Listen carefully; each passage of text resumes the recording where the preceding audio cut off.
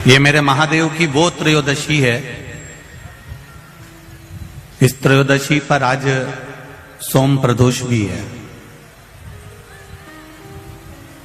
इस त्रयोदशी का मतलब अगर संसार के लोगों को मालूम पड़ जाए, ये केवल साल भर में एक बार आती है।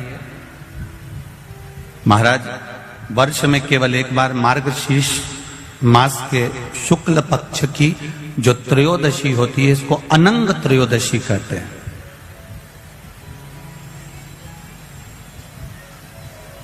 इस त्रयोदशी का महत्व, जिसके परिवार में पति पत्नी का झगड़ा होता हो, जहां अदालत तक बात पहुंच गई हो, या बेटियां मायके रह रही हो, पति कहीं दूसरी जगह रह रहा हो, या किसी पति का या पत्नी का स्मरण कहीं दूसरी जगह हो,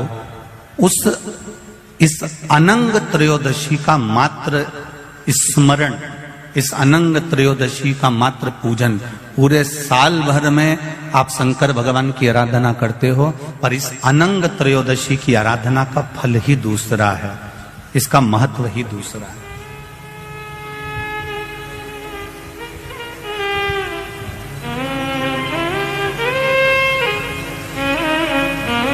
अनंग त्रयोदशी, जिस दिन केवल भगवान शंकर के शिवलिंग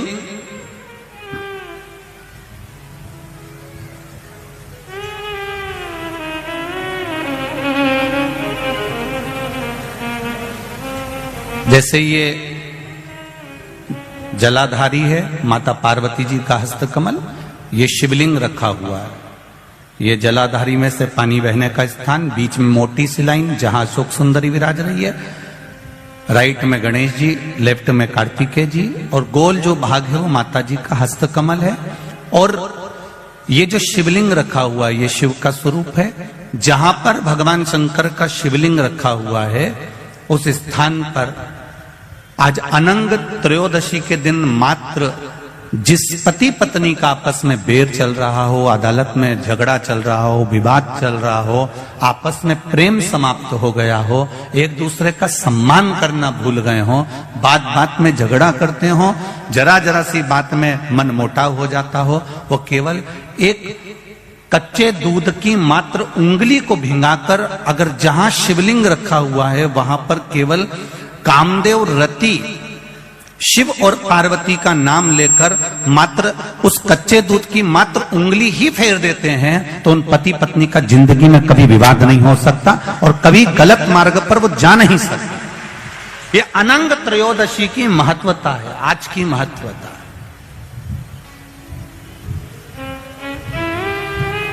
केवल साल भर में एक दिन होता है जिस दिन भगवान अपने साड़ू भाई के साथ पूजाते हैं। केवल साल भर में एक दिन होता है जिस दिन महादेव कामदेव के साथ पूजाते हैं। केवल साल भर में एक दिन होता है अनंग त्रयोदशी का दिन, जिस दिन भगवान शंकर ने कामदेव को भस्म करा था और उसको अनंग कर दिया था। राष्ट्रवासियों को तो बड़ा प्रसन्नता का विषय है कि आपको अनंग त्रयोदशी के साथ में आज सोम प्रदोष का भी आनंद प्राप्त हुआ है। ये शिव की कृपा है, ये उसकी उदारता, ये उसकी करुणा। अनंग त्रयोदशी,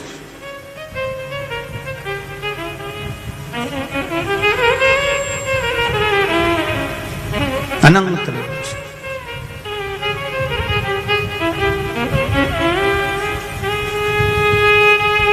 आज के दिन जो 35 साल के हो गए, 30 साल से ऊपर के हो गए, 42 साल के हो गए और जिनका विवाह नहीं हुआ है, वो बेलपत्री की मध्य पत्ती पर केवल कच्चा दूध लगाकर ही भगवान शंकर को समर्पित कर देते हैं, तो अगली जो अनंग त्रयोदशी आती है उससे पहले उसका मंगल विवाह हो जाता है। इतना महत्व है अनंग त्रयोदशी है कि सोमवार की अगर प्रदोष पड़ती है, बहुत ध्यान से सुनना महाराज, सोमवार की प्रदोष पड़ती है तो शंकर भगवान कैलाश पर निवास करते हैं। मंगलवार की प्रदोष पड़ती है तो शिव काशी में निवास करते हैं। बुधवार की प्रदोष पड़ती है तो शिव रजत भवन में निवास करते हैं। गुरुवार की प्रदोष पड़ती है तो शिव गंगा के स्थल पर निवास करते हैं। शुक्रवार की अगर प्रदोष पड़ती है तो शिव नीलकंठ पर विराजमान होते हैं।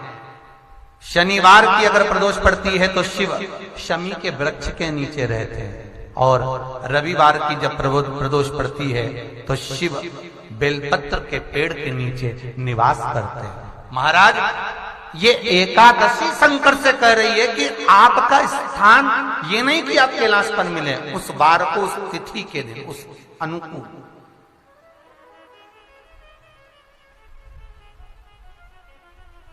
हमारे यहां कहते हैं सोमवार की जो प्रदोष पड़ती है वो इच्छा पूर्ति करती है, मंगलवार की प्रदोष रोग से मुक्ति देती है, बुधवार की प्रदोष कामना की पूर्ति करती है, गुरुवार की प्रदोष शत्रुओं का नाश करती है, शुक्रवार की प्रदोष सुख और शांति देती है, शनिवार की प्रदोष संतान का सुख देती है, और रविवार की प्रदोष जो काम दुनिया में कोई नहीं कर सकता वो अचूक फल की प्राप्ति रविवार की प्रदोष करा देती है। महाराज, ऐसी प्रदोषों का नियम वर्णन किया चाहिए। भगवान कहते ठीक है, तू थोड़ी देर खड़ी हो।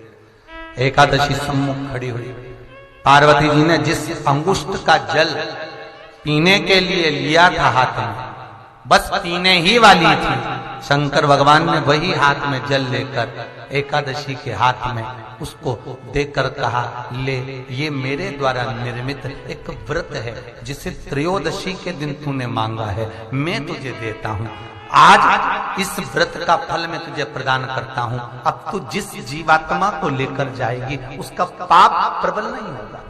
किसी स्त्री, पुरुष, बालक, बुजुर्ग जो भी होगा जिसने प्रदोष का व्रत करा होगा, वो जीवात्मा को तू किसी फल की कामना से नहीं, स्वतः ही लेकर चली जाए, उसमें कोई कामना नहीं है। बन सके जीवन में 11 प्रदोष या 26 प्रदोष करने के बाद आप उसका उद्यापन कर विराम भी दे सकते, पर जीवन में एक बार प्रदोष का व्रत मौका मिले, जिस कामना से, जिस दिन का भाव आपके मन में आए कि मुझे रोग से मुक्ति पाना है तो ये प्रदोष मुझे करना है, मैं और रोग मुक्ति के लिए, हम मंगल, जो भी आपके मन में आ रहा है, संतान प्राप्ति के लिए शनिचरी प्रदोष, आप उसका स्मरण करें। फिर लिखा शिव महापुराण में, बड़ा सुंदर लिखा वेदव्यास जी ने, मान लो आप प्रदोष का व्रत नहीं कर सकते, आप अगर व्रत नहीं कर सकते तो प्रदोष के दिन, प्रदोष काल में शाम का समय, सूर्यास्त का कुछ पल, कुछ घड़ी के पहले से लेकर बाद तक का प्रदोष काल के अंतर्गत आप शंकर जी के मंदिर में जाकर 1 लोटा पानी, 5 बेलपत्र भी अगर समर्पित करते हैं तो संपूर्ण प्रदोष का फल आपके भाग्य में प्रबल हो जाए। शिव महापुराण में इसका कई लोग सर्च कर रहे हैं। प्रदोष का व्रत है, प्रदोष के व्रत में आज मान लो मंगलवार का प्रदोष है, मान लो सोमवार का प्रदोष है, मान लो गुरुवार का प्रदोष है, तो प्रदोष में मैं क्या खाऊं, आज के व्रत में क्या खाया जाए। लोग नेट पर सर्च करते हैं, लोग गूगल पर सर्च करते हैं, किताबों में ढूंढते हैं, पोथी पुराणों में ढूंढते हैं, क्या खाया जाए।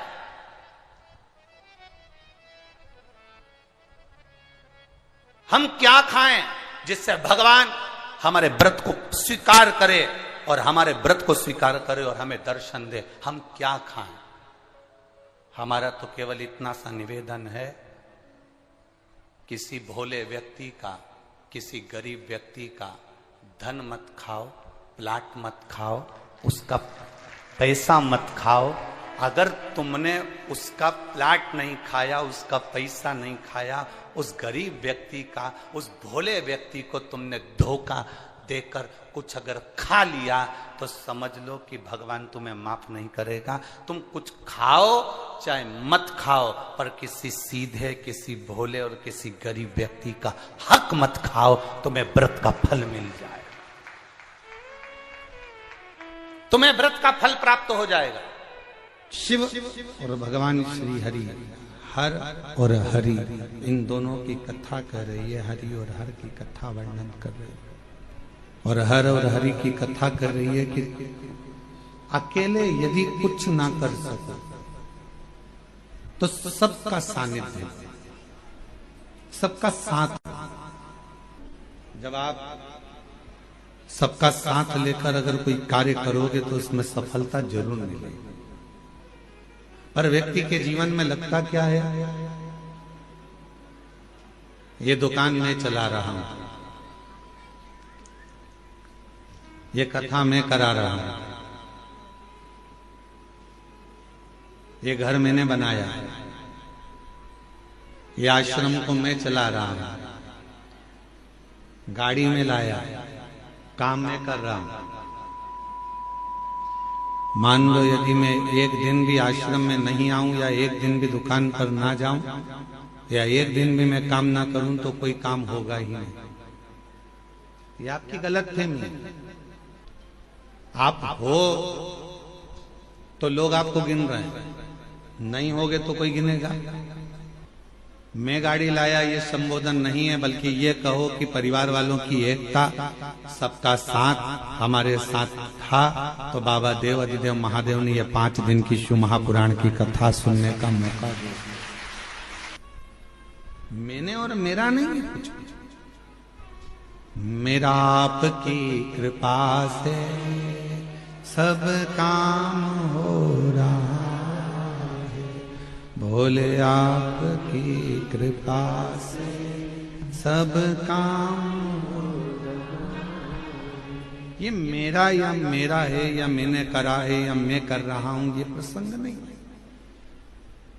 घर बनाया तो घर में जितने सदस्य है, पत्नी है तो उसके भाग्य का भी धन आया, बेटा है तो उसके भाग्य का भी धन आया, बेटी है तो उसके भाग्य का भी धन आया, घर में सास ससुर रह रहे हैं तो उनके भी भाग्य का धन आया, भाई रह रहा है तो उनके भी भाग्य का धन आया, सबके भाग्य का धन आया, तब जाकर यह कार्य पूर्ण हुआ।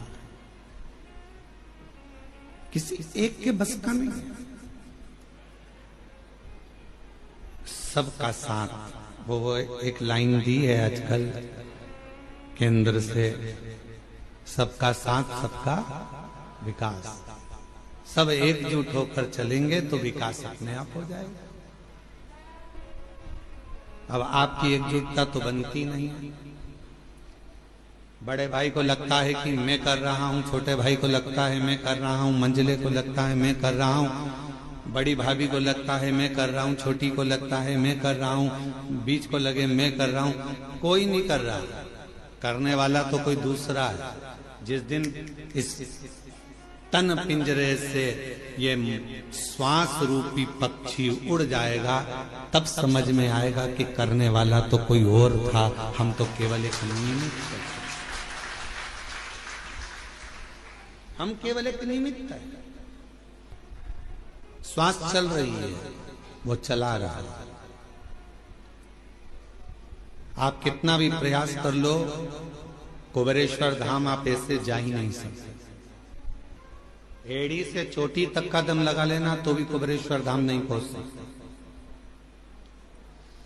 सारे ज्योतिर्लिंग चले जाओगे, सारे तीर्थ चले जाओगे, बार बार वृंदावन घूम आओगे, बार बार काशी घूम आओगे, बार बार उज्जैनी घूम आओगे, बार बार आप सब दूर घूम कर आ जाओगे, चाहे हजारों बार नर्मदा नहा लोगे, गंगा नहा लोगे, पर कुबेरेश्वर धाम नहीं पहुंच पाओगे।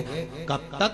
जब तक मेरा कुबेर भंडारी तुमको इशारा ना कर दे, तब तक तुम कुबेरेश्वर धाम पहुंच ही नहीं सकते। आप अयोध्या हो आओगे, काशी हो आओगे, प्रयाग हो आओगे, गंगा नहा आओगे, हरिद्वार होकर आ जाओगे, आप दुनिया के सारे तीर्थ होकर आ जाओगे, उज्जैनी भी बारंबार चले जाओगे, ओमकारेश्वर भी बारंबार चले जाओगे, पर सीहोर कुबेरेश्वर बाबा के धाम में तो बाबा जब तुम सब दूर होकर आ जाओ, उसके बाद भी तब तक सीहोर नहीं पहुंच सकते, कुबेरेश्वर धाम नहीं पहुंच सकते, जब तक मेरा शिव कृपा ना कर। क्यों? क्योंकि यहाँ जो आएगा, कुबेरेश्वर धाम जो आएगा, तो भगवान शंकर को उसकी झोली 3 महीने में भरना ही पड़ेगी। इसलिए सोच कर बुला, इसलिए वो पहले समझता है, बुलाने से पहले विचार करेगा, इसको देना होगा तो बुलाएगा, नहीं तो बुलाएगा नहीं, बाहर की बाहर निकाल देगा, चलो जाओ यहाँ से, आते आते रोक देगा, आने ही नहीं देगा। जिसकी झोली खुशियों से भरना है, उसी को बाबा इस धाम में पांव रखने देता है, वरना रखने। इससे एक निवेदन करूं आप सबसे, अगर यदि आप लोग अपनाएंगे तो कहना उत्तमता है, नहीं तो व्यर्थ बोलना और व्यर्थ बात को रखना ये तो श्रेष्ठता नहीं है। कर सकते हो क्या आप लोग जो हम बोलने जा रहे हैं?